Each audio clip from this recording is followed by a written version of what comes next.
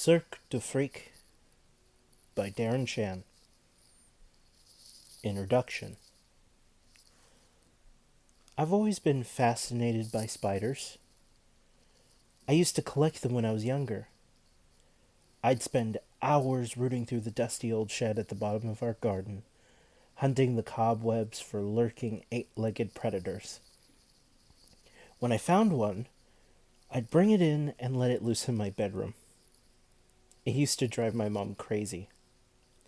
Usually the spider would slip away after no more than a day or two, never to be seen again, but sometimes they hung around longer. I had one who made a cobweb above my bed and stood guard for almost a month.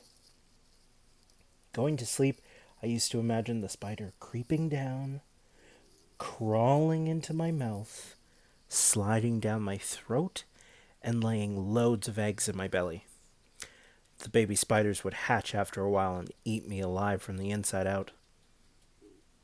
I used to love being scared when I was little.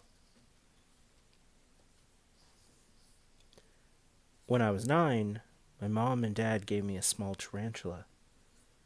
It wasn't poisonous or anything, or very big, but it was the greatest gift I'd received.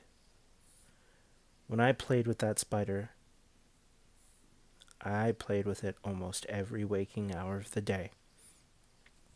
Gave it all sorts of treats, flies and cockroaches and tiny worms, spoiled it rotten. Then one day, I did something stupid. I've been watching a cartoon in which one of the characters was sucked up by a vacuum cleaner. No harm came to him. He squeezed out of the bag, dusty and dirty and mad as hell. It was very funny.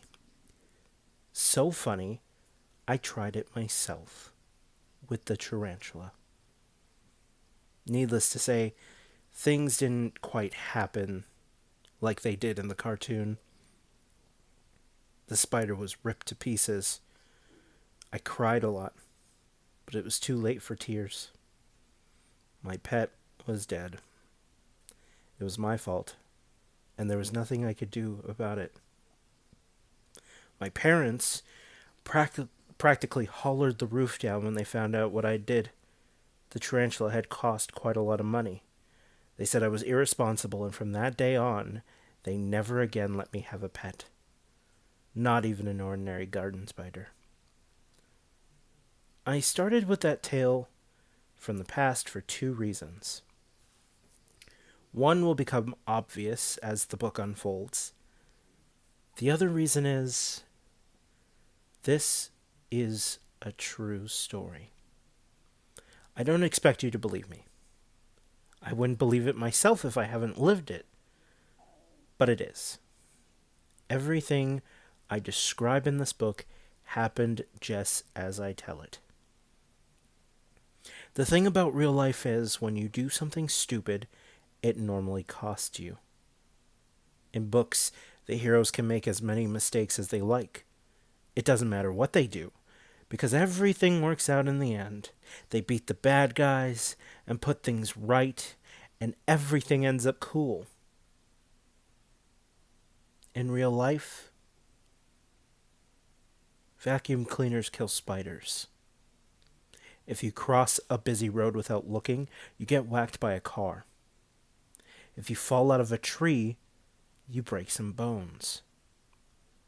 Real life's nasty. It's cruel. It doesn't care about heroes and happy endings and the way things should be. In real life, bad things happen. People die. Fights are lost. Evil often wins. I just wanted to make that clear before I began. One more thing. My name really isn't Darren Shan. Everything's true in this book except for names. I've had to change them because... well, by the time you get to the end, you'll understand. I haven't used any real names. Not mine, my sister's, my friends, or teachers'. Nobody's. I'm not even going to tell you the name of my town or country. I don't dare. Anyway, that's enough of an introduction. If you're ready, let's begin. If you were If this were a made up story, it would begin at night, with a storm blowing and owls hooting and rattling noises under the bed.